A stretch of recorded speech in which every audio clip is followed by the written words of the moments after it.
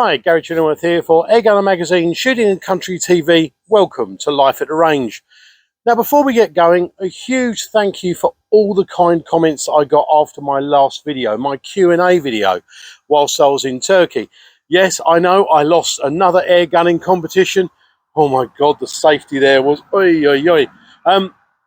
Good news is the head is almost fixed. I did end up with a concussion. I didn't think I did initially, but it got slightly worse after the video that I made. 15 stitches, 8 inside, 7 outside. You can see the brain hasn't completely leaked out, but everything is on the mend. To be honest with you, I've sort of been really quite lethargic and all that, so I didn't get the video done that I wanted to get done, basically because I've been exhausted since getting back. So today is a really simple video, and it's actually from a question that I got from a guy called Thomas. He said, Gary, what's in the bag? What do I carry when you go to a national competition? What sort of stuff do I need? And what sort of kit should I take with me? Well, do you know what? Genuinely a really good question. It's not something that I think we've covered before. First of all, bag. As you can see, I've got here an AIM drag bag. This is an AIM 45. They do AIM 40, AIM 45 and AIM 50. AIM 45, 40 inches, 45 inches, 50 inches. I've found the 45 is the best. It will actually carry all rifles. Something like the AIM 40, my HFT 500 won't quite fit in it. Anything with a silencer, any long gun with a silencer won't fit in it. AIM 45, never had a problem carrying anything in it. Great bags, they're thermally very good, so on a hot day, as long as you keep your gun in there zipped up, it keeps them warm, it keeps them cool. But I've used one of these for years. On the courses, you see loads of them around. They're a really popular bag. There are other bags available. Pays your money, you take your choice. These aren't cheap, they're about £140. I actually bought this one off Jeff Ryder. So what's in the bag? Well, first of all, you got your gun, obviously. That's what it's there to carry. They're nicely padded, keep them protected, keep them zipped up. Lots of pockets, so that when you're traveling to and from a shoot, when it's bouncing around in the back of your car, you're not going to be hopefully whacking the scope and knocking it out of zero. So something like a gun slip is great for keeping dust off your rifle, but if you want to keep it protected, you want something with padding. Actually, a gun slip is like the thinnest kind of case you can get. It's really worth having one of those, especially during the winter. When you come off of a course and it's been tipping it down and your gun bag is soaked on the outside and soaked on the inside, and you've taken your gun, you've dried it off, and you've now got to put it back in a wet case. If you've got a really slim gun slip, put your gun in the gun slip and then put the gun slip in the case. In the 2 hours or so it takes you to get home, your gun is going to be soaking up water from the inside of the case. So a gun slip inside a gun case for the winter when it's really horrible and wet. So that's what we've got first, our gun and our scope. Okay, so let's have a look what's in the bag. Okay, gloves. Anschutz 110, Anschutz 110, the red and black. Now, gloves are really important. Not only do they give you plenty of grip when you're laying down and you're trying to shoot, you've got it on your hand, you're gripping the peg, and that gives you stability because you've got this rough surface with the gun sitting on top. Really important. But if you've got any sort of pulse in your hand, and sometimes you can see the gun bumping up and down, that will take most of the pulse out. Now, really important thing, don't just have one, have two. Especially, this is an Anschutz 105, you can't get this colour anymore. This is an old glove, you can see it's ripped and all that, but it's a spare. Especially if you're shooting the nationals over the years, over the course of the year. Because I'll guarantee you, if you go to the Worlds or to the Nationals or something like that, and it's tipping it down with rain, your glove will be soggy and horrible and manky, and the following day, you're putting on a wet glove. You've got a spare, you've got a nice dry one, it will make you happier. Don't just keep it brand new in the bag. If you've got two, switch between them so that they're all broken in and lovely. But I would strongly recommend If one starts to wear out, don't throw it away, just keep it as a spare. Also, keep them clean. We had a chap at Malden, hadn't cleaned his glove for years, had a bad cut on his hand, put his hand in the glove, ended up with sepsis. Chuck him in the washing machine, foam your hand up with fairy liquid, put it in the glove, do whatever you want, just make sure you keep your gloves clean. You can usually tell when they're a bit manky. Keep them clean, keep them washed, and you won't end up with any infections on your hand. Right, I love these. They're basically like a high wicky towel. You get them wet, it's mainly for the summer, wrap them around your neck, and they cool the carotid artery.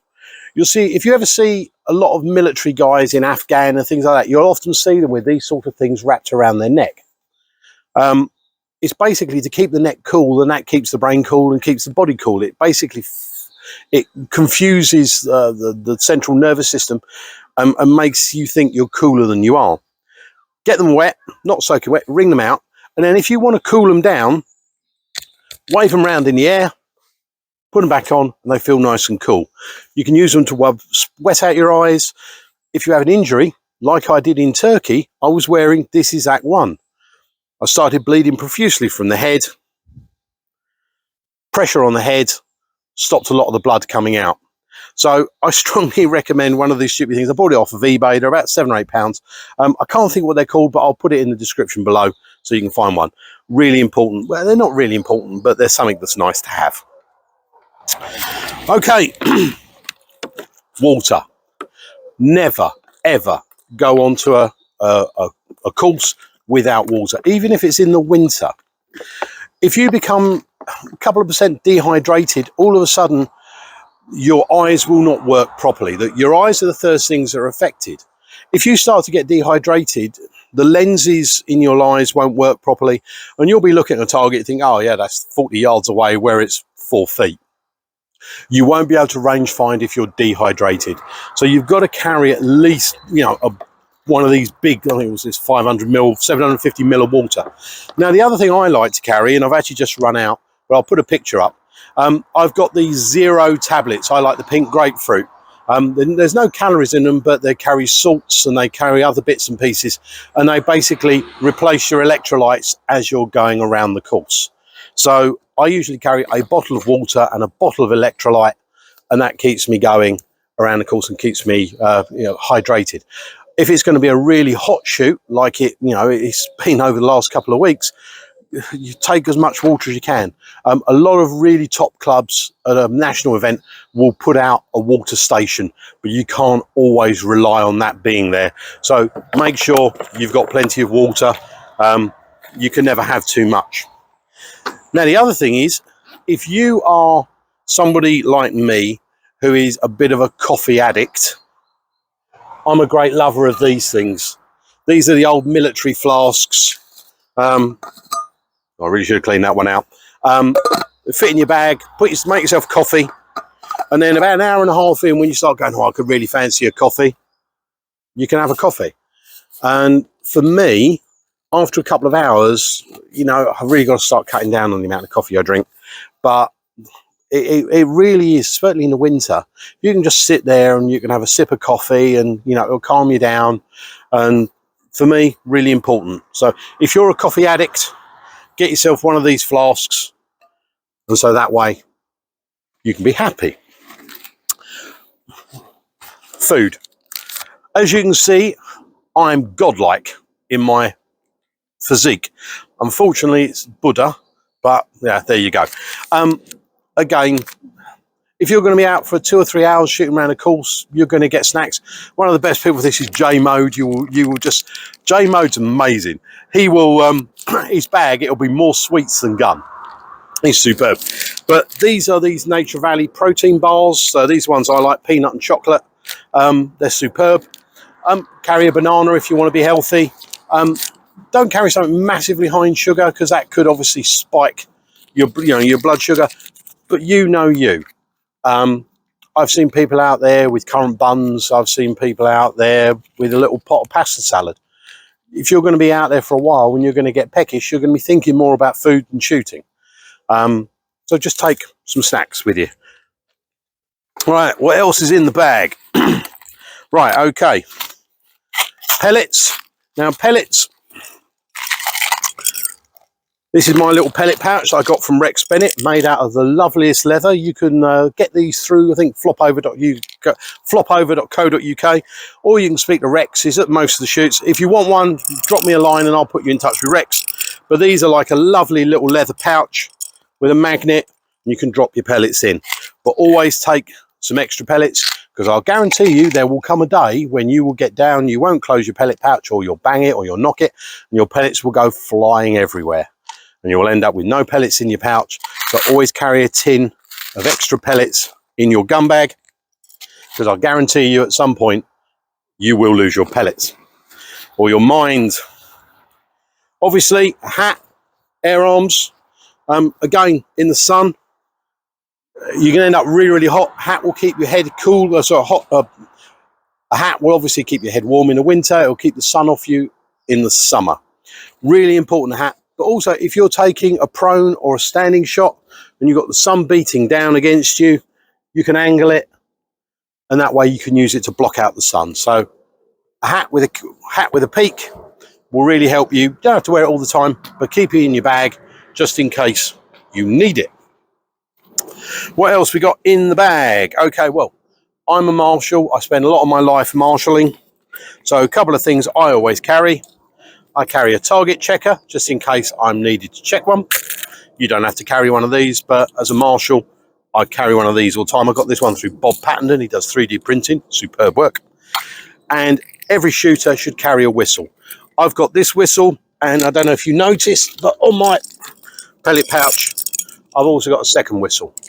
Now, the reason it's always important to carry a whistle is if you're moving about the course and you see something really unsafe or a problem. Let's say a dog walker is walking across, he's decided he's walking through the shoot, grab your whistle and blow a single long blast. Shout ceasefire.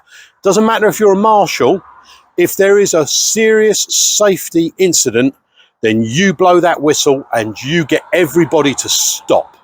Doesn't matter who you are, no one will have a go at you. It's really important. So everyone should always carry at least one whistle, if not two. Pens. So obviously you need to mark your scorecard. Carry more than one, because I'll guarantee you someone will always forget. That's usually me. I also carry a little first aid kit. Just plasters and little things that you need. I also should have, knocking about around here somewhere, I don't know if I've got some in here. I carry headache tablets. Again, if you've been out all day long, the sun's been beating down on you, you're shooting really badly, you've got Simon Van next to you going like that for hours and hours, you're going to end up with a headache. So, sorry, Simon. First name that came to mind. So take a little first aid kit with you. I'd rather have it and not need it than need it and not have it. Okay, what else? We've got another pellet pouch, again, with a whistle. Don't know why I've got two. There you go, more pens. Okay. Right. Just a handful of cash. So that way, if you go up to the burger van, you've got something to get some food with. Okay, we're nearly finished. Let's go to the front. Right, okay. On the front, we have assorted tools. I've got a TX200. If I need to strip it down, I'm going to need a spanner to take off the main bolt. And I've got all of the, that one will be for the scope mounts, and all of these ones will be to take the gun apart. The other thing, which should be in here, but it's not, no, there you go. The other thing you want is your yardage card. Now, this one, obviously on the front, you can see here, it's got me a 40-yard 0. It's got all my aim points on the back, but also on the back, it's got how far out a 25mm can go, how far out a 35mm can go, how far out a 40mm can go.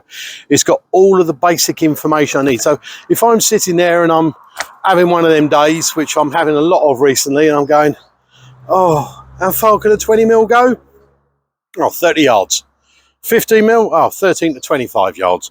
Oh, 30mm, 40 yards. There will be times when you will be out there and you'll have a total brain fade, and you won't be able to think of, you know, it might be, okay, I've got a Neelan stander with a big kill. Oh, 40 yards. Oh, it's a stand only with a 35mm kill. Not sure. Have it written down, just double check. Could save you a point, which could cost you a title. The only other thing I've got, which is not in the bag, but I always carry in the car. Obviously, if you're carrying a PCP, if you're using a PCP, shame on you. But if you're using a PCP, all your fill adapters and stuff like that. But also, I like to carry a chronograph. I've got a little Combro. I just keep it in the bag. So if I get on the plinking range and the gun's feeling really funky, I can just stick the chrono on it and just make sure that I'm all nice and legal and not get thrown off. But we won't go into that. So carry a Combro with you, and if you get a chance, certainly if you're going to shoot the Nationals, take your Combro with you and speak to the chrono operator, put the Combro on the end of your gun once you've gone through, and match it up to the UK chrono. Have a look, say, okay, my Combro runs 2 feet per second lower than the UK chrono, or 2 feet per second faster. That way you know what your gun is on your Combro compared to the National. So let's say your Combro, or you've bought one of the cheap £25 ones off of eBay, and that's running 10 feet per second under what the UK one does. So if you'll set your gun up on your one at 797, you're going to fail the UK chrono. UK chrono is good because we test it with a Combro and a scan, obviously the LMBR, which is what we use. So yeah, test your one against the UK one. But obviously, you know, speak to the chrono marshal. If he's really, really busy, you won't be able to do it. But usually, we don't mind if you just slip the Combro on the end. But pick your moments. Don't do it in the middle of the World Championships. So that's pretty much it. That's what's in the bag. I say it's a little short video today. I hope you've enjoyed it. Let me know in the comments below what you carry in your bag. Have I missed anything? I'd really be interested to know. We'll see you all again very, very soon. I'm shooting Malden District this weekend at the Nationals. Hopefully we're going to put out a better showing, but God, I suck. Oh well, there you go. We're going to have some fun. I might even shoot PCP. I'm not sure yet. I haven't really decided. As ever. Okay, so that's all of our bits we carry in the bag. There's one other thing that we do like to, or quite a few of us are carrying these days, is one of these. A cheap little stool. You can get them off of eBay for about 10 quid. They've got little compartments in the front, which are really handy. Well, let's see if I've left any money in here. Oh no, another whistle. Again, if you're going to be out on a shoot for 3-4 hours, you can get quite tired. You know, so I'm 52 years old. I'm slightly overweight, bad knees and all of that. And there are times when I'm just really tired. I've come off of a night shift. I'm going to shoot. And I'll tell you what, if you've got a long 10-minute ceasefire, and you can just put that down, and you can have a little break. I'll tell you what, I'm amazed this little thing. It costs 10 quid off of eBay. I'm 20-something stone, and I've been using it for a couple of years. It does creak occasionally, but, there you go, the knees. It does creak occasionally, but it's still going. Strongly recommend it. There are lots of different styles out there. And, but yeah, get yourself a little seat. Tell you what, game changer. As ever, look after yourselves. Take care of each other. Let me know if there's anything you want me to cover, and we'll see if we can get it done. But we'll see you again in a couple of weeks, and we've got some really great videos coming up very, very soon. You take care. Ta-da.